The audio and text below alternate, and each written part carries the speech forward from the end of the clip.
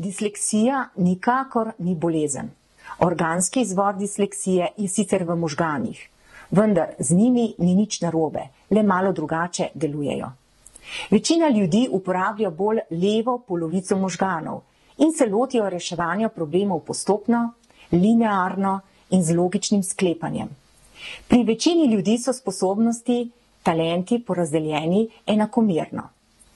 Osebe z disleksijo pa uporabljajo bolj desno polovico možganov. Reševanja problemov pa se lotijo drugače, intuitivno. Rešitve problemov iščejo v vse smeri, zvezdasto. Sposobnosti oziroma talenti so porazdeljeni nekoliko drugače. Nekateri talenti so izrazito močni, vendar so hkrati nekatere sposobnosti izrazito šibke. Osebe z disleksijo torej zaznamuje drugačen stil reševanja problemov in razmišljanja.